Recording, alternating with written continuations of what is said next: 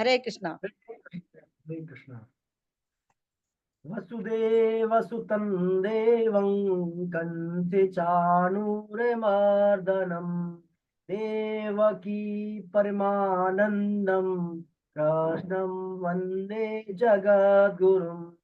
श्री कृष्णं वंदे जगद्गुरुम। नारायण नारायण नारायण नारायण।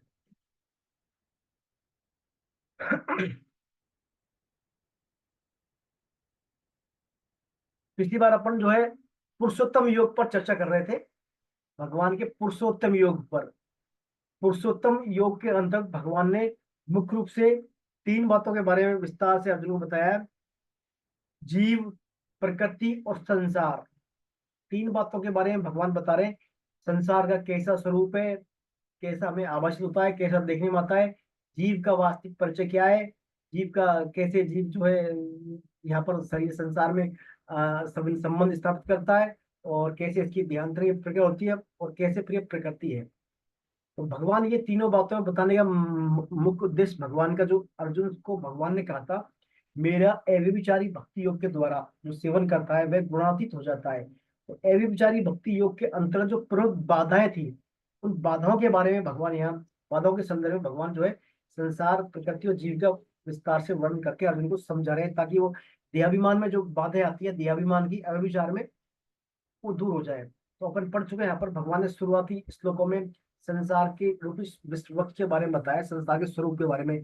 जो इस संसार रूपी वृक्ष है, ये ऊर्ध्व मूल मतलब शाखम, ऊपर की ओर मूल है इसका, नीचे शाखा है, और वेद ही इसके पत्ते हैं, और ये निरंतर परिवर्तनशाला, जो परिवर्तनशील जो संसार है, ये अव्यय रूप से दिखाई देता है, ऐसा संसार का स्वरूप है। तो भगवान ने इसमें ये बताने के बाद फिर भगवान कहते हैं, इस मनुष्य लोक के इस जो है इस संसार में जो है सकामी मनुष्य जो है भिन्न भिन्न कर्मों के द्वारा, कर्मानुबंधिनी मनुष्य लोग अपनी अपनी कामनाओं कारण जो संसार रूपी वृक्ष के जो वेद रूपी पत्ते हैं, जो कि गुणों के द्वारा सिंचित किया जा रहा है, उनको ऐसी उपमा दे रहे हैं। तो उनके द्वारा गुणों के सिंचन से व्यक्ति भिन्न भिन्न सकाम कर्मों के द्वारा इस मनुष्य लोक में, मृत्यु लोक में कर्मों के द्वारा बनता रहता है। जैसे कि ये होता है ना, गोल रास्ता, कभी किस गुण से कभी गुण से दिन पर दिन वो गुणों के द्वारा बंधा रहता है भगवान से विमुख होने के कारण। ऐसे व्यक्तियों के बारे में भगवान बता रहे हैं कि जो मनुष्य योनि है, मनुष्य योनि ही भगवान ने मुक्ति के लिए दी है, विशेष योनि है मनुष्य योनि। इस मनुष्य योनि से ही हम क्या बनते हैं, और मनुष्य योनि से ही हम मुक्त हो सकते हैं। भगवान कह रहे हैं जहां पर बंधन होता है वहीं से गांठ खुलती है, या जहाँ गांठ लगती है वहीं बंधन खुलता है। तो चूंकि मनुष्य योनि में ही हमें जो है कर्मों में फंसते हैं, और यहीं से मनुष्य योनि के द्वारा इन कर्मों से मुक्त हो सकते हैं। ये भगवान ने शुरू में इसके बात बताई थी हमारी सम्मुखता के बारे में। फिर भगवान ने इस संसार के जो है संसार पक्षी अनित्यता के बारे में बताया था। जैसा इसका संसार है वैसा देखने में नहीं आता, वैसा देखने में नहीं आता, ना तो इसका कोई आदि है ना कोई अंत है। और ये अश्वत्थ रूपी वृक्ष है, यानी जो पीपल का पेड़ होता है ना, निरंतर, दो अर्थ है अश्वत्थ के, या तो निरंतर परिवर्तनशील चेंजेबल, या पीपल के वृक्ष समान निरंतर परिवर्तनशील से तात्पर्य संसार एक भी क्षण स्थिर नहीं है, हर क्षण परिवर्तनशील है। और पीपल के वृक्ष मतलब जैसे पीपल का वृक्ष पवित्र होता है, उसको यज्ञ में काम लिया जाता है, ऐसे ही संसार को में रहकर हम हमारे कर्तव्य कर्म रूपी यज्ञ का पालन करें। संसार में रहकर हमारे कर्तव्य रूपी कर्म का पालन करें, और उस यज्ञ की पूर्णता के द्वारा हमारी संसार में सार्थकता हो। इसीलिए इसको अश्वत्थ के समान बताया गया। संसार जो अश्वत्थ वृक्ष के समान देखने में तो ये अव्यय लग रहा है, लेकिन वास्तव में अव्यय है नहीं, वास्तव में अव्यय है नहीं। तो भगवान कह रहे हैं अर्जुन के लिए, पहले हमें जो है हमारे असंगतता रूपी सत्य के द्वारा, ये इसमें इस जो अश्वत्थ रूपी वृक्ष के इसके सुदृढ़ मूल, यानी दृढ़ मूल हो गए, इसके गहराई जड़ जम गई, हमारी कामना ममता आसक्ति के द्वारा जो जड़ें संसार में गहरी जमी हुई है, इन जड़ों को हम असंगतता रूपी शास्त्र के द्वारा काट कर फिर उस परम पद की या परम तत्व की खोज करें, ऐसा भगवान बता रहे हैं। असंगतता रूपी शास्त्र के द्वारा काटने से तात्पर्य भगवान बता रहे हैं, जो हमारी संसार में झूठा माना हुआ संबंध है हमारा नाशवान पदार्थों के साथ, ममता आसक्ति या कामना के द्वारा उसको संबंध को खत्म करना, उस संबंध का विच्छेद करना, और उस संबंध को विच्छेद करके ही हम जो है उस परम पद को खोज कर सकते हैं, या उसको प्राप्त कर सकते हैं। देख, खोज उसी की होती है जो ऑलरेडी होता है पहले से, नहीं कुछ नया नहीं आता। क्योंकि भगवान तत्व चिन्मय है, हमेशा हर देश काल परिस्थिति में स्थित है। उसको तो से क्या है, संसार से संबंध विच्छेद करके ही खोजना है, ऐसा स्वामी जी से हम बता रहे हैं। तो देखिए हमसे गलती क्या होती है, हम संसार संबंध तो करते नहीं विच्छेद, संसार में सुख बुद्धि राग आसक्ति रखते हैं, और ऐसा आसक्ति राग रखते हुए हम सोचते हैं हम परमात्मा को तक सम्मुख जाए, खोज लें, तो उसमें प्रयास में लगे रहते हैं। तो वही भ्रम दूर करने के लिए बता रहे हैं इस भगवान। पहले हमें क्या है, असंगतता रूपी सत्य के द्वारा जो संसारिक में हमारी जड़ मूल जड़ें, जो हमारी कामना ममता अहमता संबंधी जमी हुई है, इनको हमको खत्म करना होगा। तब इनसे जड़ जड़ नाशवान पदार्थों से संबंध विच्छेद करके ही हम उस परमात्मा को जान सकते हैं, खोज सकते हैं। तो ये बात अपन ने यहाँ पढ़ी थी। फिर भगवान ने बताया था ऐसे व्यक्ति जो मुझे प्राप्त हो गए, मेरे लोगों को इस प्रकार के व्यक्ति, उनके बारे में बताया। निर्माण मोहाजित संग दोषा, ऐसे व्यक्ति क्या है, इनका जो है मान और मोह से रहित हो गए हैं, है ना, और वो निरंतर अध्यात्म में स्थित है और सुख दुख रूपी तंदों से मुक्त हो गए हैं, और ऐसे लोग जो है मेरे परम पद को प्राप्त हो जाते हैं। ये भगवान ने बात बताई थी। इसके बाद फिर बताया ऐसे व्यक्ति सुख दुख रूपी द्वंद से मोह से मुक्त होकर और मेरे धाम को प्राप्त हो जाते हैं, पुनः वापस वो नहीं आते। इसके बाद भगवान ने फिर अपनी धाम के बारे में बताया था, अपने धाम का परिचय से दिया था सभी के लिए कि मेरा जो धाम है, न तद भासयति सूर्यो न शशांको न पावक है, यद गत्वा न निवर्तन्ते तद धाम है परमम मम। मेरे उस धाम को न तो सूर्य के प्रकाश की आवश्यकता है, न चंद्रमा की शीतलता की आवश्यकता है, न अग्नि ही उसको प्रकाशित कर सकती है, क्योंकि सभी के मूल स्रोत कौन है, सभी ज्योतियों की ज्योति कौन है, भगवान।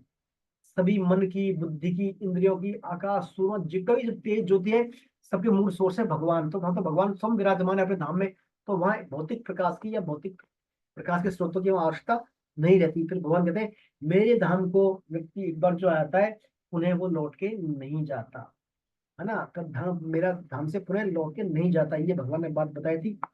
इसके अंदर में भगवान ने कहा था जो है जगत प्रकाशक प्रकाश रामु, जगत प्रकाशक प्रकाश रामु, मायाधीश ज्ञान गुण धामु। पूरे जगत को प्रकाशन करने वाले कौन है, राम भगवान, रघुपति भगवान राम कृष्ण भगवान। जगत को प्रकाशित कौन करता, ज्योतियों की ज्योति वो है। पूरा जो संसार में प्रकाश है, कांति है, तेज, सबके मूल सोर्स भगवान ही है। ऐसा भगवान का धाम है। और फिर इसके बाद फिर भगवान ने बताया था कि ये जो जीव है, जीव के बारे में परिचय बताया कि जीव जो है मेरा ही अंश है। ममे वांसो जीव लोके जीव भूत सनातन है, मेरा ही लोक है। और मनसस्थान इंद्रियानि कर सती, मनसस्थान इंद्रियानि प्रकृति स्थानी कर सती। ये क्या है, मन सहित इंद्रियों को से खिंच जाता है और अपने आप को प्रकृति में स्थित मान लेता है, अर्थात प्रकृतिस्थ हो जाता है। और वैसे मूल रूप से जीव जो है मेरा ही अंश है। तो ये बात भगवान ने बताई थी। भगवान ने यहाँ आपको स्मृति दिलाना चाह रहे हैं जीव तू मेरा ही अंश है, जीव तू मेरा ही अंश है, संसार का नहीं है तू। संसार का अ, आसक्ति राग जो फंसा हुआ है, मानव संबंध स्थापित, वो तेरा संबंध है नहीं, मूल संबंध तेरा मेरे से है। उस संबंध की भगवान स्मृति दिलाते हैं यार। हमें वांसो जीव लोग, जीव जीव की जो आत्मा मेरा ही अंश है इस लोक में। लेकिन भूल से क्या है, इसने मन सहित इंद्रियों को अपने मान लिया और प्रकृति में प्रकृतिस्थ होकर बैठा हुआ है। इस बात की याद दिलाने के लिए भगवान बता रहे हैं जीव तू मेरा अंश है, तेरे को ये मानना होगा मैं भगवान का भगवान मेरे, मैं भगवान का भगवान मेरे। ये धारणा तेरे को दृढ़वती करनी होगी। इसीलिए तो स्वामी जी तुलसीदास जी कहते हैं बिगड़ी जनेक अनेक जन्म की, बिगड़ी अनेक जन्म की, सुधरे अब आज। आपकी बहुत समय से मान लीजिए ट्यूनिंग खराब हो रही है, तो आज हो सकती है कब, हुई राम को नाम जपू, तुलसी तज कुसुम आज। आप भगवान का होकर भगवान का काम करें, हुई राम को, भगवान की होकर भगवान का काम करेंगे, तो हमारी क्या अनेक जन्मों की बिगड़ी है जो तत्काल आज सुधर जाएगी। हमारा अहमता क्या बदल रही है, मैं भगवान का भगवान मेरे। ये अहमता जितनी दृढ़ होगी, उतना ही हमें जल्दी क्या है, भगवान का प्रेम प्राप्त होने की ओर नजदीक होंगे हम। ये अपन पढ़ चुके हैं यहाँ तक। फिर इसके बाद जो है 7 श्लोक कितने श्लोक होते पिछले बार आपने,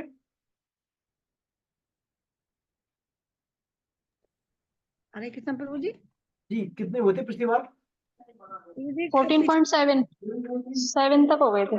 7 तक हुए थे। हम्म। चलिए 8 से पढ़ते हैं हम। पढ़ेंगे श्लोक, कौन पढ़ेंगे, श्लोक नंबर 8 और 9 पढ़े, कौन पढ़ेंगे 8वां श्लोक। मैं पढ़ू प्रभु जी। हाँ आप पढ़े 8वां श्लोक और 9वां श्लोक। ये 15वां का 8वां श्लोक, 8 और 9 दो हाँ जी। 8 और 9 पढ़ लें।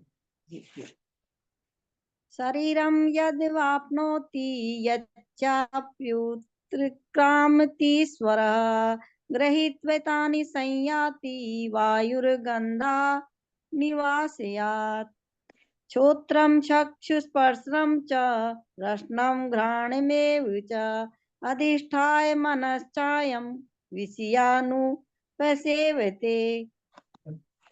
देखिए इस श्लोक, इस अध्याय में सभी जो श्लोक है ना वो त्रिष्टुप छंद वाले हैं। एक तो होते हैं अनुष्टुप छंद वाले, एक त्रिष्टुप छंद वाले। त्रिष्टुप छंद वाले श्लोकों में शब्द ज्यादा होते हैं, हाँ है ना, इसमें हाँ ज्यादा होते हैं उनसे शब्द, है ना, तो ये थोड़े बड़े हैं उनसे। तो इनके क्या है, एक श्लोक के चार चार पाठ करके अपन पढ़ते हैं ना। जैसे इन्होंने पढ़ा शरीर यद वापनोति यच्चा पुत्रक्रामतीश्वर है गृहीत्वानि संयाति वायुर्गंधा निवासयात। बड़े बड़े श्लोक है ना, तो थोड़ा स्लो स्पीड में उनको पढ़े अपन। अच्छा, दो श्लोक पढ़ लिए। अब दो श्लोक कौन पढ़ेंगे?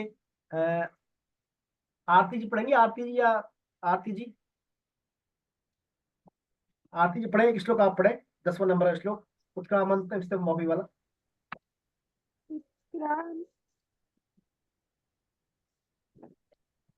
उत्क्रामन्तं स्थितं वापि भुजानं वा गुणान्वितं प्रभु जी नौ विमुद्रा नानुपश्यन्ति पश्यन्ति ज्ञानुचक्षुषा।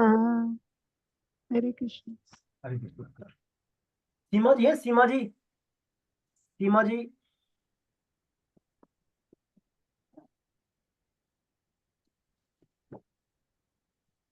चलिए रजनी जी आप पढ़े, रजनी जी आप पढ़े एक श्लोक। हरे कृष्ण गुरु जी। हरे कृष्ण, 11 श्लोक पढ़े आप। यतन्तो योगिनश्चैनः पश्यन्त्यात्मन्यवस्थितं यतन्तोऽप्यकृतात्मनो नैनं पश्यन्त्यचेतसः। चलिए सुखबीर जी नहीं है, सुखबीर जी आज? आज वो बिहारी जी के दर्शन करने गए हैं तो उनका वो लिंक भेज चलिए देना सर। चलिए कोई हाँ बात नहीं, ठीक है। तो देखिए अभी चार जो श्लोक पढ़े अपन ने, इनमें भगवान क्या बता रहे हैं? भगवान ने अपने बारे में बता दिया कि मेरे धाम में कौन व्यक्ति आते हैं, उनका क्या रहता है। निर्माण मोहन है, मोह मान से रहित हो जाते हैं, वो सुख दुख रूपी द्वंद्व से मुक्त हो जाते हैं। फिर अपने धाम का वर्णन किया। अब भगवान बता रहे हैं जो व्यक्ति जो है प्रकृति के साथ संबंध जोड़ने के कारण जीव जो है एक योनियों से दूसरी योनि में कैसे जाता है, और इस देहांतरण की प्रक्रिया को जानते हैं, उनके बारे में भगवान बता रहे हैं। शरीर यद्वाप्नोति यच्चपुत क्यामत ईश्वर है। भगवान कह रहे हैं जैसे वायु के स्थान से जैसे वायु गंध के स्थान से गंध को ग्रहण करके ले जाती है, ऐसे ही शरीर आदि का स्वामी बना हुआ जीवात्मा भी जिस शरीर को छोड़ता है वहां से मन सहित इंद्रियों को ग्रहण करके फिर जिस शरीर को प्राप्त होता है उसमें चला जाता है। देखिए मन सहित इंद्रियों को, यानी सूक्ष्म शरीर और करण शरीर को ले जाता है। यह जीवात्मा मन का आश्रय लेकर ही स्रोत और नेत्र तथा त्वचा रसना और घ्राण इन पांचों विषयों के द्वारा, पांचों इंद्रियों के द्वारा विषयों का सेवन करता है। शरीर को छोड़कर जाते हुए या दूसरे शरीर में स्थित हुए अथवा विषयों को भोगते हुए भी गुणों से जीवात्मा के स्वरूप को मूढ़ मनुष्य नहीं जानते। इस जो फॉर्मेशन की प्रक्रिया को मूढ़ मनुष्य नहीं जानते, ज्ञान रूपी नेत्र वाले या ज्ञानी मनुष्य ही जानते हैं। यत्न करने वाले योगी लोग अपने आप में स्थित इस परमात्म तत्व का अनुभव करते हैं, परंतु जिन्होंने अपना अंतःकरण शुद्ध नहीं किया है ऐसे अविवेकी मनुष्य यत्न करने पर भी इस तत्व का अनुभव नहीं कर पाते। देखिए भगवान यहाँ बता रहे हैं देहांतरण की प्रक्रिया। जैसे देखिए वायु जो है एक स्थान से दूसरे स्थान जाती है ना, अपने साथ वहां की जो गंध है उसके वो पार्टिकुलर या उसकी कण लेके चल जाती है, अपने साथ ले जाती है दूसरे स्थान पर। ऐसे ही क्या होता है जब हमारा देहांतरण होता है ना, तो जो जीव एक देह से दूसरे देह में जाता है तो इस देह को यहीं छोड़कर चलाता है, लेकिन साथ में क्या करता है वो अपने साथ सूक्ष्म शरीर और करण शरीर को लेकर चला जाता है। सूक्ष्म शरीर से तात्पर्य मन बुद्धि अहंकार इंद्रिया, मन बुद्धि और अहंकार, और करण से तात्पर्य हमारे संस्कार स्वभाव आदत, इनको लेकर चला जाता है वो। और अगली जब योनि उसको मिलती है तो उसमें यही उसकी जो है काम करती है फिर इंद्रियां। जैसे मान लीजिए इसमें अपना उदाहरण है मोबाइल का। मान लीजिए आपने नया मोबाइल लिया, नया मोबाइल खरीदा आपने, तो मोबाइल हैंडसेट में क्या है, नया ले लिया मतलब पुराने मोबाइल को डाल दोगे, उसकी सिम निकाल लोगे। सिम तो क्या है, सूक्ष्म शरीर है। मन, बुद्धि और अहंकार। सूक्ष्म क्या है? सिम सूक्ष्म शरीर है, और सिम के अंदर जो सर्किट बने ना पीली पीली लाइन वाले, वो आईसी बोलते हैं उनको, आई सर्किट है ना, इंटीग्रेटेड सर्किट आईसी, वो आईसी है कारण शरीर। तो आपने मोबाइल नया लिया, सिम उसमें उसमें निकाल लगा ली, तो सूक्ष्म शरीर कारण शरीर वही हो गए उसके, वही कॉन्टेक्ट नंबर डाटा सब वही आ गया, पूरा गूगल गूगल ईमेल वगैरह सब वही आ गए ना पूरे। ऐसे ही जो शरीर हमारा दूसरी जब देहांतर होता है, तो हमारे सूक्ष्म शरीर और कारण शरीर एज इट अगली योनि में ट्रांसफर हो जाते हैं। उनके फलस्वरूप ही हमारे फिर अगली जो है शरीर में हमारे स्वभाव का निर्माण होता है, हमारे संस्कार का निर्माण होता है, हमारी जो जो अंदर प्रवृत्ति आती है ना, उनका क्रिएशन उसी के द्वारा होता है। और हमारा जो भी कर्म करते हैं, कर्म करने की प्रेरणा वगैरह सब फिर हमें उस हिसाब से हमें सेट होती है। कहने का तात्पर्य, देहांतरण के दौरान जो सूक्ष्म शरीर और कारण शरीर जाते हैं, तो इस जन्म में, वर्तमान जन्म में हमारा जो कर्म करते हैं या चिंतन करते हैं या एसोसिएशन करते हैं, उस संघ का, उस चिंतन का प्रभाव न इस जन्म में अपितु अगले जन्म में भी पड़ता है, कर्मों का प्रभाव। वही कर्म कालांतर में उसको जो है सिंचित कर्मों के रूप में, प्रारब्ध कर्मों के रूप में भिन्न भिन्न प्रकार से उनको फलों के भुगतान के द्वारा मिलते हैं। तो ये इसमें देहांतरण की प्रक्रिया बताइए। साथ ही अब देखिए, ये जो है देहांतरण के मामले में आप यदि चाहें, आप चाहें तो अपना जैसे स्वभाव आप चेंज कर लें, स्वभाव जो है अपना सुधार कर लें, चेंज सुधार कर लें स्वभाव, या अपने चिंतन बदल लें आप भगवान के सम्मुख होकर। तो जाने के समय क्या है, जितने भी आपके शास्त्रों में आता है, जितने भी जड़ चीजें हैं, जड़ चीजें हैं, स्थावर चीजें हैं, या जो आपके नाशवान चीजें हैं, सब यही रह जाएंगी। ऐसा आता है शास्त्रों में, आपकी जो है सबसे नजदीकी जैसे पत्नी होता है, पुत्र होता है, पैसा होता है, रिलेटिव होते हैं। तो पत्नी आपकी जो है आपके घर की देहली तक, पुत्र शमशान घाट तक, और शरीर आपका चिता तक साथ देगा। उसके बाद आगे की जो आपकी यात्रा है, उस यात्रा में सिर्फ और सिर्फ आपके धर्म और आपका कर्म साथ जाएगा। आपके जो आपने कर्म किए, चिंतन किया, स्वभाव बनाया है, वही आपके साथ जाएगा, और वही आपकी आगे की योनियों का डिसाइड करेगा, उसी के अनुसार आपके आगे के प्रोसेस पूरा होगा। तो ये सब हमारे ऊपर निर्भर करता है। इसीलिए कहा है मनुष्य कर्मानुबंधिनी मनुष्य लोके, इस मनुष्य लोक में हम जो, हमें कर्मों का बंधन का जो सिस्टम बताया है, उन कर्मों के बंधन के प्रति हम सचेत हो जाए, भगवान दारी बताई, भगवान द्वारा बताई विधियों से कर्म करें, शास्त्रों के सम्मुख होकर कर्म करें, संसार से सुख आसक्ति का त्याग कर दें, और जो भगवान के बताए निर्देशों के अनुसार, आज्ञा के अनुसार हम हमारा व्यवहार करें, आचरण करें, तो हमारा क्या है, काफी हद तक जो है काम सुधर सकता है। ये इस श्लोक में बताया। अगला जो श्लोक है, अगला जो श्लोक है, ये व्यक्ति इंद्रियों का, इनका आश्रय लेकर, इनके इंद्रियों का आश्रय लेकर जो है विषयों का सेवन करता है, विषयानुरूप सेवते हैं। तो इसमें बताया इंद्रियों का विषय भोग जब व्यक्ति करता है, तो उसके लिए क्या है, सबसे नीचे होती है शरीर, इंद्रियां, मन और बुद्धि। शरीर, इंद्रियां, मन और बुद्धि, फिर आता है उसका अहंकार, विवेक, परिवार आत्मा। तो ये क्या करता है, इंद्रियों का जब विषय भोग करती है इंद्रियां, तो मन का होना जरूरी है, क्यों, मनी से तो, मन से तो प्रकाश आएगा इंद्रियों में, और मन को प्रकाश आएगा भगवान से आगे उसी सीक्वेंस में। तो मन का होना जरूरी है। अरे मन का संयोग होने पर ही हम जो है सभी काम कर सकेंगे, विषयों के देखना, सुनना, चलना फिरना जो भी है सब मन के साथ होने पर करते हैं। तो बंधन और मोक्ष में मन की महत्वपूर्ण भूमिका है हमारे लिए। हमारा जो है ना, अपन कहते हैं मन के हारे हारे, मन के जीते जीत। हमारे संसार में फंसने में और संसार से मुक्त होने में मन की बहुत महत्वपूर्ण भूमिका है। देखिए, मन जो है ना, हमारा मन, मन से ऊपर बुद्धि आती है। तो मन किसके नीचे है? बुद्धि के नीचे। मन बुद्धि के नीचे है ना। और जब हमारा इंद्रिया हमारी विषयों के प्रति इतनी आसक्त हो जाए, दौड़े, तो मन भी क्या है, भागेगा इंद्रियों की तरफ नीचे। और मन इतना तीव्रता से आएगा विषयों की तरफ कि बुद्धि को भी अपना अनुगामी कर लेगा, मतलब बुद्धि भी फिर वहीं लगेगी आपकी, है ना। तो महत्वपूर्ण बात है मन। मन को हम क्या है, संयमित रखें।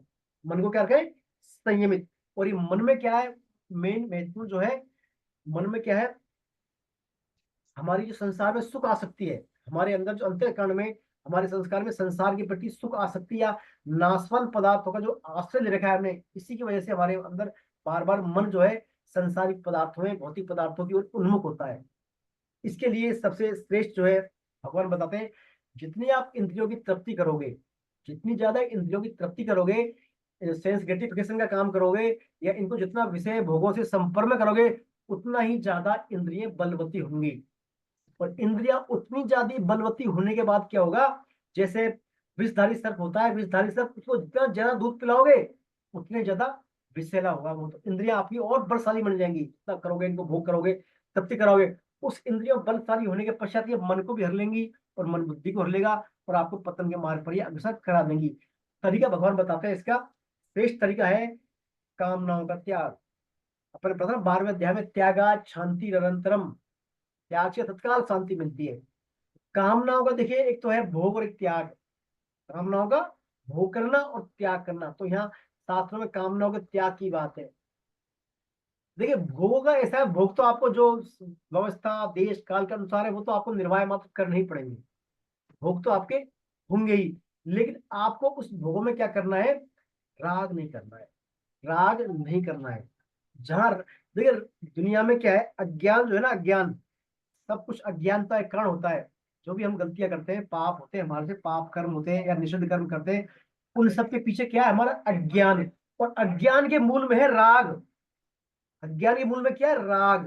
तो राग जो है बड़ा दुखदाई है इस मामले में। तो हमें क्या है, विषयों से राग नहीं करना। संसार में शरीर में रहते हुए सभी काम करने हैं निर्वाह के रूप में, लेकिन उनमें राग नहीं रखना। जैसे हमने राग रखा मामला फंस जाएगा। दूसरे श्लोक में आया था ना, असंगतता रूपी शास्त्र के द्वारा विषयों का छेदन करके संसार का, तो है वो राग खत्म करना है। संबंध विच्छेद जो है ना संसार की जड़ता से, राग को खत्म करना है। और राग खत्म होने के बाद फिर क्या है, जो है विवेक पूर्वक त्याग हो जाएगा।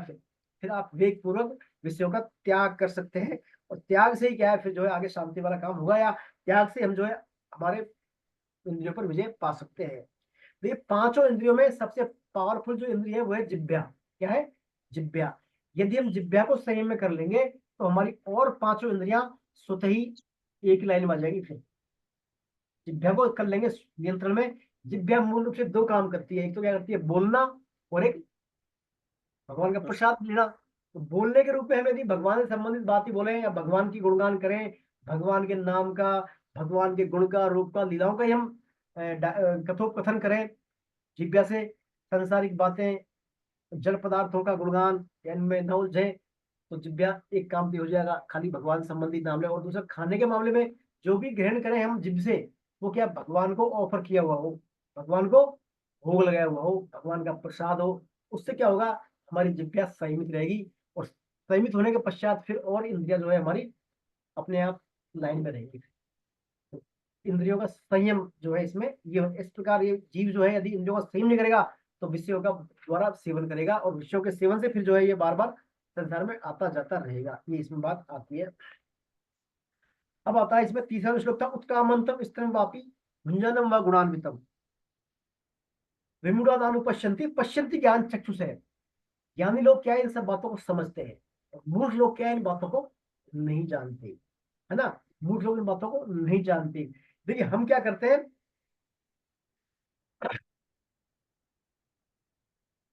हमारे अंदर जो विषयों का भोक्तापन है, हमारे अंदर जो विषयों का भोक्तापन है, ये भोक्तापन के कारण ही क्या है, हम जो है मूर्खता को प्राप्त होते हैं।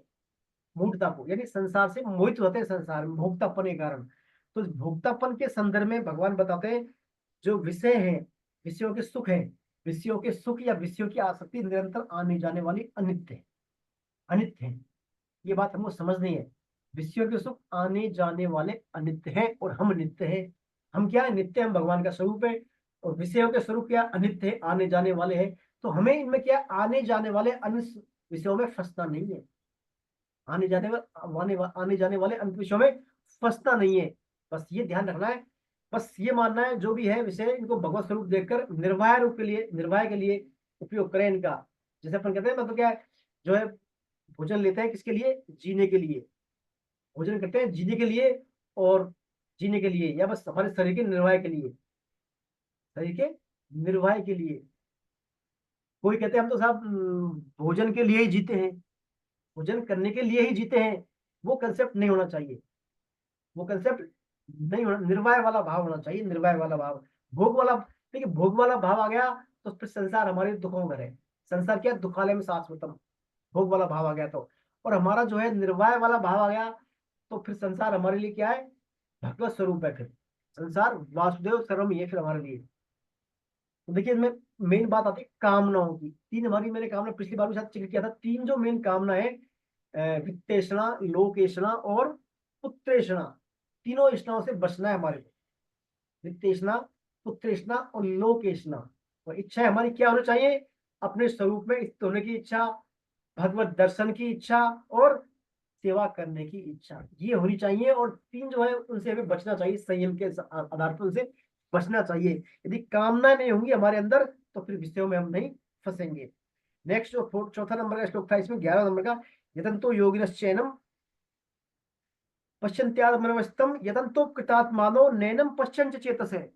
अर्थात जो है यत्न करने वाले योगी लोग अपने आप में स्थित इस परमात्म तत्व का अनुभव करते हैं, परंतु जिन्होंने अपना अंतःकरण शुद्ध नहीं किया है, ऐसे अविवेकी लोग मनुष्य यत्न करने पर भी इस तत्व का अनुभव नहीं करते। देखिए, हम तत्व का अनुभव हमें कब होगा, या भगवान के बारे में हमारी उत्कट कब होगा, जब हमारी भगवान को जानने की जिज्ञासा होगी, उत्कट अभिलाषा होगी हमारे अंदर। जैसे भूखा व्यक्ति होता है ना, उसको भूख लगती है, भूख दिखता है, भूख लगती है तो उसको भूख की याद रहती है, खाने की, बस खाना। प्यासे व्यक्ति को पानी की याद आती है। ऐसे ही जो भगवत सम्मुख व्यक्ति है, उसको बस लगन लग जाए कि मेरे को भगवान का प्रेम प्राप्त करना है, भगवान से साक्षात्कार करना है, भगवान के सम्मुख होना है, भगवान को जानना है, भगवान के मतलब भगवान के संग में रहना है, अपने स्वरूप में रहना है, ऐसी उत्कट जब अभिलाष जग जाएगी तो फिर क्या है, स्वतः ही होगा तीव्र भक्ति योग। क्या होगा? स्वतः ही। देखिए, चैतन्य महाप्रभु ने बताया था, या अभी अपन ने इसमें पढ़ा था पिछले अध्याय के अंतिम श्लोक में, अव्यभिचारी भक्ति योग या तीव्र भक्ति योग। तो ये होता है जब भगवान के प्रति हमारी उत्कट अभिलाषा हो जाए, इच्छा हो जाए, तीव्रता हो जाए। जैसे अपन बैठे अभी 2 बज रहे, भाई आज 2 बज गए, हमने सुबह से भगवान का नाम एक भी नाम नहीं लिया। सुबह से 2 बज गए, सुबह के 6 बजे बाद हमने भगवान का नाम ही नहीं लिया, बिल्कुल ही भगवान का चिंता ही नहीं किया। ये ऐसी धारणाएं अपने आप मन में आने लग जाए, भगवान की मतलब चिंतन की उत्कट अभिलाषा विरह हो जाए बिल्कुल भगवान से। ऐसा जब हो जाएगा तो वो होगा तीव्र भक्ति योग। और तीव्र भक्ति योग के द्वारा भगवान फिर आ जाते हैं संपर्क में, भगवान का अनुभव हो जाता है फिर तीव्र भक्ति योग के द्वारा। लेकिन हमारा तीव्र भक्ति योग है क्या? हम क्या तीव्र भक्ति योग के मार्ग पर चल रहे हैं अभी, या नहीं चल रहे? शायद नहीं चल रहे। अपन तीव्र भक्ति योग के मार्ग पे नहीं चल रहे। अपन करते क्या है, जैसे मान लीजिए चैंटिंग कर रहे हैं, पढ़ रहे हैं, ध्यान कहीं वहां चल जाता है। काफी देर बैठे बैठे मोबाइल खोल लिया, और बस इसमें फेसबुक खोल लिया, व्हाट्सएप खोल लिया, लग जाते हैं। कई बार बातें चल जाते हैं, भूल जाते हैं। पर सुबह शाम तो कर लेते हैं भगवान का स्वाद, लेकिन दिन में भूल जाते हैं अपन। तो ये अपना तीव्र भक्ति योग नहीं है। इसके लिए चाहिए तीव्र भक्ति योग और अव्यभिचारी भक्ति योग। अव्यभिचारी तो भगवान के आश्रय हो और किसी के आश्रय ना हो, किसके विश्वास नहीं, जैसे हिरण्यकश्यप महाराज, प्रहलाद महाराज को था, सिर्फ भगवान का आश्रय। तो तीव्र भक्ति योग और अव्यभिचार भक्ति योग, इनके सेवन करने से हम क्या कामनाओं से बच सकते हैं। और जब कामना नहीं होंगी तो फिर क्या है, हम हमारे स्वरूप में स्थित होंगे और फिर भगवान के संपर्क में, एसोसिएट में रहेंगे हम, है ना। ये इसमें श्लोक में और थोड़ी बात आई थी। हमारा अंतःकरण शुद्ध होगा, हमारा अंतःकरण भी शुद्ध होगा। देखिए, अंतःकरण शुद्ध होने के पीछे क्या महत्वपूर्ण है, हमारा साधन। हम जो साधन करते हैं भगवान के लिए, यज्ञ, तप, दान, जप, स्वाध्याय, पठन पाठन, सत्संग जो भी करते हैं, वो साधन है हमारा। हम चाहे कर्मयोग के पथिक हो, चाहे ज्ञान योग के पथिक हो, चाहे भक्ति योग के पथिक हो, हमारा ये साधन है। और ये साधन का मुख्य उद्देश्य है हमारे असाधन को दूर करना। हमारे अंदर जो कमियां हैं, बुराइयां हैं, हमारे अंदर कलमशता भरी है, उनको दूर करता है ये साधन। साधन क्या करता है? असाधन को दूर करता है। और असाधन को दूर करने के पश्चात जो स्वतः प्राप्त, नित्य प्राप्त, स्वतः से जो परमात्मा है, उनके हम संपर्क में आ जाते हैं। फिर परमात्मा तो हर जगह देश काल परिस्थिति में है ना। तो जैसे हमारे अंदर का असाधन दूर होगा, हम स्वतः ही परमात्मा के संपर्क में आ जाएंगे, या परमात्मा का अनुभव हो जाएगा। कहीं हम ये ना समझ लें भाई हम साधन कर रहे हैं उससे हमें परमात्मा मिलेंगे।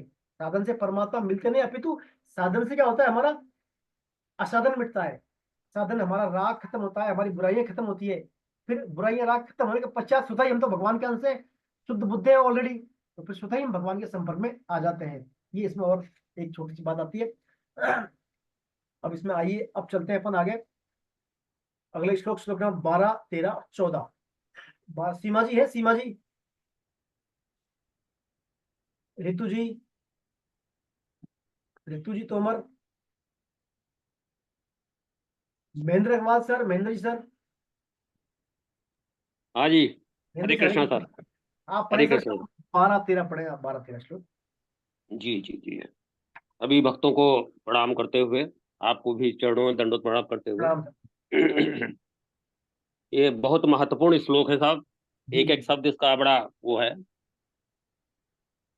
यदादि आयद आदित्य गतम तेजो जगत भासते अखिलम य चंद्रमसि यच्चाग्नो तत् तेजो विद्यमामकम गामाविश्य च भूतानि धारयामं मयो मोजसा पुण्याम च औषधि सर्वा सोमो भूत्वा रसात्मका।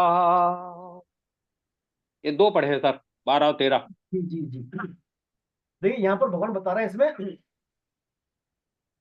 सूर्य को प्राप्त हुआ जो तेज, सूर्य को प्राप्त हुआ जो तेज संपूर्ण जगत को प्रकाशित करता है, और जो तेज चंद्रमा में है और जो तेज अग्नि में है, उस तेज को मेरा ही जान। ये भगवान विभूति बता रहे हैं। भगवान ने पहले कहा ना सूर्य में हूँ चंद्र, भगवान अपनी विभूतियों को पुनः उल्लेख कर रहे हैं यहाँ पर। मैं ही पृथ्वी में पृष्ठ होकर अपनी शक्ति से समस्त प्राणियों को धारण करता हूँ, और मैं ही रस स्वरूप चंद्रमा होकर समस्त औषधियों वनस्पतियों को पुष्ट करता हूं। ये इन दो श्लोकों में भगवान बात बता रहे हैं। तो देखिए यहाँ भगवान क्या कह रहे हैं, संपूर्ण जो सूर्य का चंद्रमा का जो प्रकाश है वो मेरे से ही है। वो क्या है, वो प्रकाश मेरे से ही है। जैसे दूसरे श्लोक में भगवान ने बताया ना, कामनाओं को मनोगतान बताया है ना, आदित्यतम बताते, ऐसे ही भगवान यहाँ पर अपने मन की जो कामना है या मन का धर्म या स्वरूप नहीं होकर आगंतुक बता रहा हूँ। कामनाओं के बारे में बोलते भगवान, ये कामनाएं आगंतुक है, अर्थात सूर्य का अपना नहीं होकर भगवान से वो तेज है। इसको ऐसे समझे आप, हमारे अंदर जो कामनाएं आती है, जैसे सूर्य की बात पर, सूर्य जो है, सूर्य का तेज किसका तेज है, भगवान का तेज है। किसका तेज है, भगवान का। चंद्रमा की शीतलता किसकी है, भगवान की शीतलता। तो सूर्य का जो तेज है ये इतना तेज है कि संपूर्ण ब्रह्मांड उससे प्रकाशित हो रहा है, संपूर्ण ब्रह्मांड उससे प्रकाशित होता है। और यह तेज सूर्य का दिखने पर वास्तव में भगवान का ही है, इसलिए सूर्य भगवान को या उसके धाम को प्रकाशित नहीं कर सकते। यदादित्य गतम तेजो जगत भासते अखिलम, भगवान ने कहा न तद भासते सूर्य न शशांको न पावके, मेरे धाम में ना चंद्रमा है, ना सूर्य, ना अग्नि है ना, ऐसा कुछ। ऐसे भगवान कह रहे हैं ईश्वर सबके पूर्वजों का भी गुरु है। ईश्वर क्या है, भगवान सबकी भी गुरु है, कोई उसका अवच्छेद काल से है नहीं। संपूर्ण भौतिक जगत में सूर्य के समान पृथक प्रभावशाली पदार्थ कोई है नहीं। चंद्र, अग्नि, तारे, बहुत से जितने भी जीव प्रकाशमान पदार्थ है, वे सभी सूर्य से ही प्रकाश पाते हैं, और भगवान से मिले हुए तेज के कारण ही जब सूर्य इतना विलक्षण प्रभावशाली है, तब स्वयं भगवान कितने विलक्षण और प्रभावशाली होंगे। ऐसा विचार करने पर हमें हमारे मन में स्वतः ही भगवान की तरफ आकर्षण हो जाता है। देखिए मूल इसमें बात, श्लोक के अंदर मूल बात इसमें यह है, जब परमात्मा ही संपूर्ण शक्तियों के मूल है, परमात्मा ही संपूर्ण शक्तियों के मूल है। इस विषय में कथा भी आती है। कथा क्या आती है, एक केनोपनिषद है, केनोपनिषद, उसमें कथा आती है कि एक बार जो है परमात्मा ने देवताओं के लिए असुर पर विजय प्राप्त की, परंतु इस विजय में देवताओं ने अपनी शक्ति का अभिमान कर लिया। वे क्या समझ रहे कि हमने ही हमारी शक्ति से असुरों पर विजय प्राप्त कर ली। तो देवताओं के इस अभिमान को नष्ट करने के लिए परमात्मा यक्ष का रूप धारण करके उनके सामने प्रकट हो गए। फिर यक्ष को देखकर देवता लोग आश्चर्यचकित होकर विचार करने लगे यक्ष कौन है। उसका परिचय जानने के लिए फिर देवताओं ने अग्निदेव को उनके पास भेजा।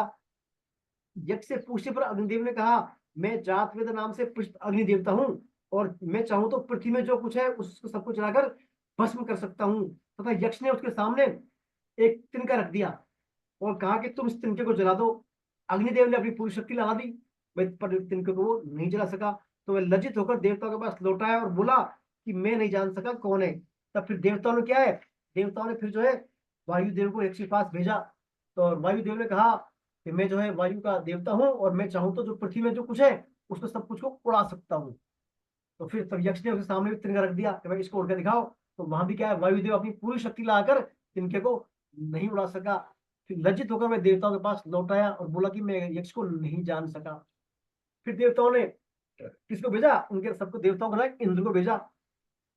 तो इंद्र को भी जो है पहुंचते ही, इंद्र के वहां पहुंचते ही जो है वो यक्ष अंतर ध्यान हो गए। यक्ष क्या हो गए, अंतर ध्यान हो गए। उस जगह हिमाचल कुमारी उमा देवी प्रकट हो गई। फिर वहां सती देवी थे, उमा देवी प्रकट हो गई। इंद्र के पूछने पर उमा देवी ने बताया कि स्वयं परमात्मा ही तुम लोगों का अभिमान दूर करने के लिए यक्ष के रूप में प्रकट हुए हैं। तात्पर्य है इस कथा से जो भी सृष्टि में बलवत्ता है, विशेषता है, विलक्षणता देखने में आ रही है, सब कुछ क्या है, परमात्मा से ही आई हुई है। ये 10वें अध्याय में आया था, 30-31 श्लोक आया था। अर्जुन ने कहा, अर्जुन से भगवान ने कहा, जो भी तुझे संसार में विलक्षणता स्पष्टता देखने को मिले उसे मेरे ही एक अंश से उत्पन्न मान, है ना। यहाँ पर भगवान कह रहे हैं, यदा गतम तेजो जगत भासते खरिमी यच्चंद्रमसि चच्चाग्नौ तत्तेजो विधिमान कम। जो भी तेज दिख रहा है चंद्रमा में, पृथ्वी, सब कुछ मेरा ही है, मेरे से ही है वो। जो भी विलक्षणता है सब कुछ मेरे से ही आती है। इसलिए व्यक्ति को अपनी उस पर शक्ति पर अहंकार नहीं करना चाहिए। फिर अगला श्लोक होता है, गामा विश्व भूतानी धार्य में मोसा उष्णामी चौषधि सर्वा सोम भूतवा रसात्मक है। इसके बाद फिर अगला जो श्लोक था, हेम वैश्वानरो भूतवा प्राणी नाम देह माश्रित प्राणापान समायुक्त पचाम्यनम चतुर्विधम। भगवान कह रहे प्राणियों के शरीर में रहने वाला मैं प्राणापान से युक्त होकर वैश्वानर या जठर अग्नि जो है उनको 4 प्रकार के अन्नों को मैं पचाता हूँ। 4 प्रकार के अन्न भगवान कैसे पचाते हैं, हमारे जठर में जो है लगातार अग्नि रहती है। जो है ना भीम पांडवों का भीम, उसके अंदर कौन सी अग्नि थी, उसके पेट के अंदर लंबो कर्मा वक्रोदय था ना। ऐसे अपने जठर में भी हमेशा अग्नि रहती है जो अन्न को पचाने का काम करती है। मनुष्य की तरह लता वृक्ष पक्षी आदि में भी वैश्वानर यानी पचाने की शक्ति काम करती है। अग्नि दोनों शक्ति, पाचन शक्ति और प्रकाश करना भगवान की शक्ति से ही है। लाइटिंग वाली शक्ति और पचाने की शक्ति के भगवान की शक्ति से है। शरीर में 5 प्रधान होते हैं, प्राण अपान वायु उदान समान। ये 5 उपप्रधान, जैसे उपप्रधान में आते हैं वायु, नाग, कूर्म, कुकर, देवदत्त, धनंजय रहते हैं प्राण और उपप्राण। वास्तव में ये प्राण एक ही है, लेकिन कार्य भेद के अनुसार इनके 10 नाम हो जाते हैं, 5 प्राण और 5 उपप्राण। इनमें से जो प्राण अपान जठाराग्नि को प्रतीत करते हैं, प्राण जो है प्राण अपान नामक की जठाराग्नि को प्रतीत करते हैं, ताकि पचा हुआ रस रूप से शरीर के भंगों में पहुंचकर पुष्ट करे हमारे शरीर को। प्राण अपान था ना, प्राण जो है अपान जठाग्नि है। अपान का नाम क्या है, जठाग्नि। ये प्राण अपान का एक पार्ट है, अपान। तो इस जठाग्नि के द्वारा हमारा जो भी शरीर में हम भोजन ग्रहण करते हैं वो पचकर इसका जो रस है पूरे बॉडी के अंगों को सर्कुलेट होता है इस अग्नि के द्वारा। तो प्राणी क्या 4 प्रकार से प्रधान, चतुर्विधा भद्रिमान पचाम्यनम चतुर्विधम, 4 प्रकार के अन्नों का पाचन करती है। कौन कौन से 4 प्रकार के अन्न हो गए, एक तो हो गए भोज्य पदार्थ यानी जो दांतों से हम चबा के खाते हैं, भोज्य पदार्थ। एक होते हैं पेय जो पीते हैं, है ना, भोज्य हो गए। पेय एक आता है चौष्य जो जिह्वा से चाटा जाता है, रस चूस जाता है इसका। चौष मानी चूसना, जैसे गन्ने का चूसते हैं वो गन्ना छील के चूसने वाला।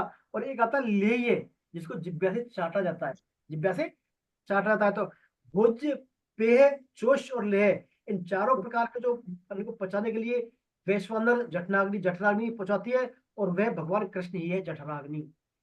ऐसा देखने वाले जठरूप अग्निकुंड में भोजन रूप सामग्री का यजन करते हैं। धर्म से अवरुद्ध काम और कामाग्नि तथा ज्ञानाग्नि भी कृष्ण ही है। भगवान का बलम बलताम कामम, जो बलशालियों का बल, और काम धर्म के अविरुद्ध काम भी मैं ही हूँ। तो भगवान ने अपनी इसमें विभूति बता रहे हैं, 13 विभूतियां श्लोक में ना, इसलिए बता रहे हैं ताकि इनका महत्व की तरफ आकर्षित होना जीव का स्वभाव है। ये विभूतियां है भगवान की, इनकी तरफ जीव आकर्षित होता है, जीव का स्वभाव है। तो जीव के स्वभाव के बारे में भगवान यहाँ पर चर्चा कर रहे हैं। अब से प्राण के बारे में दिया यहाँ पर। प्राण क्या हृदय में रहता है अपने, प्राण जो है अपनी चेतना शक्ति हृदय में श्वास को बाहर निकालने करने में और अन्न को पचाने का काम कौन करता है, प्राण। अपान गुदा में रहता है, अपान वायु होता है, अपान गुदा में श्वास को भीतर ले जाना और मलमूत्र को बाहर निकालना, ये समान है। ये प्राण है, 5 प्राण, अपान अपान व्यान उदान समान। तो इनके भिन्न भिन्न काम है यहाँ पर, है ना। प्राण का काम क्या है, अन्न को पचाने का, श्वास को बाहर निकालने का। अपान का गुदा के अंदर रहता है, श्वास को भीतर ले जाना और मलमूत्र को बाहर निकालना। अपान का समान नाभि में रहता है और पचे हुए भोजन के रस को सब अंगों में बांटता है, समान नाम प्राण ना। उदान कंठ में रहता है, निगलना और सूक्ष्म शरीर को निकालकर दूसरे लोक में ले जाना, ये क्या है, उदान का। व्यान संपूर्ण शरीर में रहता है, शरीर को सिकुड़ना फैलाना भी आता है। उपप्राण आते नाग ढका देने कार्य करता है। कूर्म नेत्रों को खोलना बंद करने कार्य। कुकर छींक लेना। ऐसा ही देवदत्त जमाई लेना। धनंजय मृत्यु के बाद भी कुछ समय शरीर में रहता है जिससे शरीर फूल जाता है। प्राणियों के कार्य पर चिंतन के बाद ऐसा लगता है कि शरीर और ब्रह्मांड अंदर से सूक्ष्म क्रिया भी भगवान की शक्ति से हो रहे हैं। अभी इतनी माइनर जो प्रोसेस हो रहे हैं अंदर बॉडी में, सब कहाँ से हो रहे हैं, भगवान की कृपा से, भगवान की शक्ति के द्वारा हो रहे हैं। जैसे मान लीजिए एक किसान था, तो वो क्या है, डेली बैलगाड़ी लेके खेत में जाता था। उस बैलगाड़ी के साथ कुत्ता भी चलता, उसके साथ साथ बैलगाड़ी नीचे है ना, बैल के आगे वो चलता। तो कुत्ते को ये वहम हुआ है भाई मैं चल रहा हूँ आगे आगे तो बिल्ली मेरे पीछे पीछे आ रही है, ऐसा कुत्ता समझता है। तो एक दिन क्या हुआ, कुत्ते ने ठान लिया बोला आज इसको खेत से घर वापस जाने नहीं देना है। तो खेत से जब वापस किसान आ रहा था तो कुत्ते को लाया, भाई चलो अपन चल रहे हैं। तो कुत्ता नहीं आया। कुत्ते ने क्या समझा कि आज कैसे जाएगा, मैं देखता हूँ मेरे बिना ये कैसे जाएगा। तो उसने काफी प्रयास किया लेकिन फिर वो नहीं आया। तो फिर बिना कुत्ते के वो आ गया। वो आ गया वो, तो फिर तब कुत्ते को भान हुआ भाई ये तो मेरे वजह कुछ नहीं है। ऐसे मुर्गे का उदाहरण दिया, मुर्गा है, मुर्गा डेली बांगता है सुबह 5 बजे। वो कहता है मेरा बांग देने से पूरी दुनिया जगती है, मैं बांग देता हूँ बोलता हूँ तो ही सब जागते हैं, नहीं कोई नहीं जगेगा। ऐसे ही ये कुत्ते और जो मुर्गे का तो जो गलत फहमी है ना, गलत फहम कि मेरी वजह से हो रहा है सब कुछ, मेरी वजह से हो रहा है, ये फहम क्या, ऐसे हमारा वहम है। संसार में हम जो कर रहे हैं, जो भी हमारे शरीर में प्रोसेस चल रहे हैं कि मेरा ही हो रहा है, मेरी वजह से हो रहा है, मेरे शरीर की, मेरी सामर्थ्य, मेरी क्षमता, मेरी ताकत से हो रहा है, ऐसा कुछ भी नहीं है। सभी शक्तियां भगवान की ही है। प्राण अपान व्याध उड़ान समाज पांचों शक्तियों का अपनी यौगिक दृष्टि से शरीर के संचालन में, क्रियान्वयन में, सभी क्रियाओं में बहुत महत्वपूर्ण स्थान है इनका। तो ये क्या है, ध्यान यौगिक साइंस या ध्यान के विज्ञान के है, डिटेल में बातें इनकी अभी ज्यादा चर्चा नहीं करेंगे। तो कहने के तात्पर्य में इतना ही है, जो भी हमारे विलक्षणता दिखती है हमारे को शरीर में, संसार में, प्रकृति में, उसके मूल में कौन है, किसकी शक्ति है मूल में, भगवान की शक्ति है मूल में, उसके मूल में भगवान की ही शक्ति है। ये हमें मानना चाहिए, ये नहीं कि हमारी शक्ति मान लें हम, इसमें बात आती है। आइए श्लोक नंबर 15 पढ़े, श्लोक नंबर 15। हाँ जी सर, मैं पढ़ूंगी। नमस्ते सर हाँ जी। जी पढ़े, आप पढ़े। हाँ जी सर। सर्वस्य चाहं हृदि सन्निविष्टो मतः समृद्धिज्ञानं पोऽहमनश्च वेदश्च सर्वर्हमेव मे वेगो वेदान्ते कर्तवादे विदेव चाहम्। देखिए बहुत सुंदर श्लोक है, ऐसे ऐसे पढ़ा करेंगे। मैं सुनाता हूँ। सर्वश्चिताहं हृदि सन्निविष्टो, इतना श्लोक छंद है। मैं पढ़ती हूँ। सर्वश्चिताहं हृदि सन्निविष्टो मत् स्मृति ज्ञान पोहनं च वेदैश्च सर्वरहमेव वेद्यो वेदांत कृत वेद विदेव चाहम्। तो श्लोक छंद है। इसमें हरे देखिए यहाँ कृष्ण। भगवान बता रहे हैं, कौन बोल रहे हैं? 14वां श्लोक रह गया, 14वां श्लोक, हाँ जी 14वां श्लोक रह गया। नहीं हो गया, 14 हो गया। 4 प्रकार के अंग पाचन हो करते गया हैं, 14वां। हो गया। तो देखिए इस श्लोक में भगवान बता रहे हैं अपना कि मैं संपूर्ण प्राणियों के हृदय में स्थित हूँ, मुझसे ही स्मृति ज्ञान और अपोहन, अपोहन मानी जो तर्क करता है, तर्क वितर्क सही गलत क्या है ना, तर्क वितर्क करने की शक्ति अपोहन। तो भगवान कह रहे हैं मुझसे ही स्मृति ज्ञान अपोहन है, संपूर्ण वेदों के द्वारा जानने योग्य मैं हूँ, और वेदों के तत्व का निर्णय करने वाला और वेदों को जानने वाला भी मैं ही हूँ। ठीक है, भगवान कितनी बड़ी बात। अपन को जो श्लोक याद हो रहे हैं, बोल रहे कर रहे हैं, वो कौन है? वो भगवान ही बुला रहे हैं। स्मृति, स्मृति किससे? भगवान से, है ना। ज्ञान, ज्ञान जो है हम ज्ञान का अर्जन करते हैं, ज्ञान भी क्या है? भगवान का ही है, भगवान से ही है। स्मृति ज्ञान और अपोहन यानी हमारे अंदर डाउट करते हैं, डाउट भाई ऐसा क्यों है, क्यों नहीं है, ऐसा क्यों नहीं है, ये क्यों, तर्क वितर्क करते हैं, डाउट संशय अपोहन, ये भी किससे? भगवान से ही है। अब जब भगवान हमारे हृदय में बैठे हैं, है ना, भगवान कह रहे कहाँ है? संपूर्ण प्राणियों के हृदय में। भगवान क्या सबसे नजदीक से नजदीक हो अपने, भगवान सबसे नजदीक से नजदीक है और दूर से दूर भी है माने तो। भगवान के जो सम्मुख है उनके लिए भगवान नजदीक से अपने हृदय में बैठे, और जो भगवान से विमुख है, भगवान को मानते नहीं, उनके लिए भगवान दूर से दूर भी है फिर, है ना। तो भगवान यह कह रहे हैं भैया मैं आपके हृदय में बैठा हूँ, और आपको जो स्मृति हो रही है या आपको ज्ञान हो रहा है या अपोहन यानी संशय तर्क तर्क कर रहे हैं, वो सब क्या है? मेरे से ही है। और वेदों के द्वारा जानने योग्य, वेदों के द्वारा जानने योग्य मैं ही हूँ, और वेदों से जानने में आने वाला भी मैं ही हूँ, है ना। सब कुछ क्या है? और वेदों को जहाँ तो तत्व मिल रहा है, आ रहा है, वो भी मैं ही हूँ। कहने का तात्पर्य भगवान ने अपना भेद खोल दिया, मैं तो आपके अंदर ही हूँ, और जो आपको स्मृति बुद्धि ज्ञान ये सब है वो मेरी वजह से ही है। और जो आप वेदों को जो अध्ययन करते हैं शास्त्रों का, उनके द्वारा जानने में आने वाला, जनाने वाला और जानने में जो आ रहा है वो सब क्या है? मैं ही मैं हूँ। इसमें बात भगवान ने इसमें बता रहे।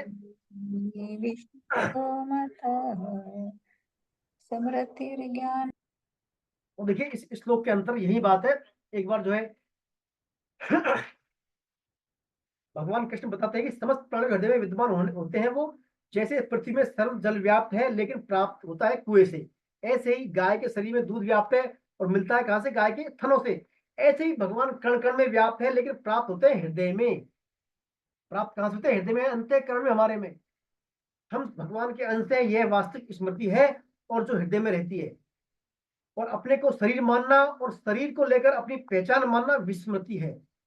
विस्मृति का नाश करने वाला ज्ञान ही वास्तविक ज्ञान है। अपोहन यानी संशय करना। भगवान कहते हैं कि ये संशय आदि दोष मेरी कृपा से ही दूर होते हैं।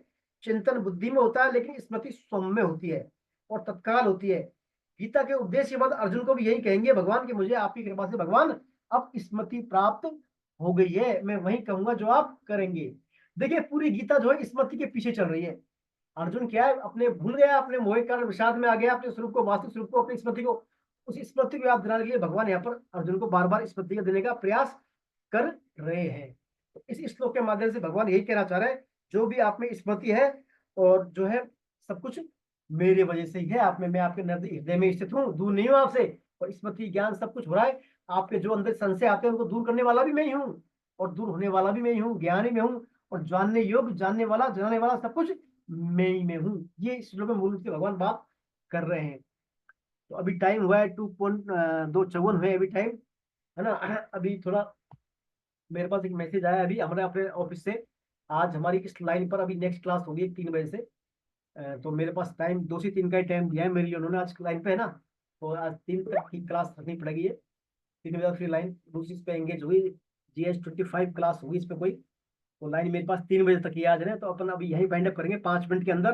तो अभी आपसे मेरा निवेदन है, अब जो अपन ने आज ये पढ़े 7-8 श्लोक पढ़े, 15 श्लोक तक, इसमें कोई आपकी क्वेरी हो, कोई शंका हो, प्रश्न हो तो आप बोलें, चर्चा कर लेते हैं। अभी 5 मिनट है अपने पास अभी।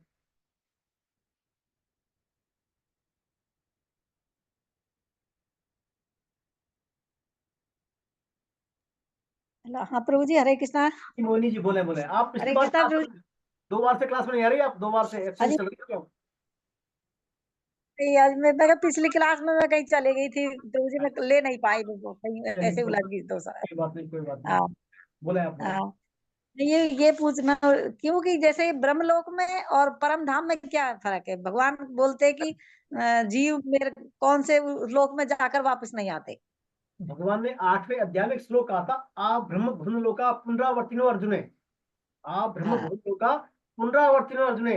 ब्रह्मलोक तक के लोग पुनरावर्ती वाले लोग हैं।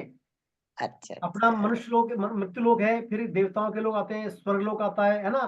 फिर आता है स्वर्गलोक भी कई तरह के, फिर आता है ब्रह्मलोक। तो फिर ब्रह्मलोक से ऊपर भगवान का धाम आता है। तो ब्रह्मलोक पर तक के लोग पुनरावर्ती हैं, अच्छा पुनरावर्ती तो हैं, पुण्यों के आधार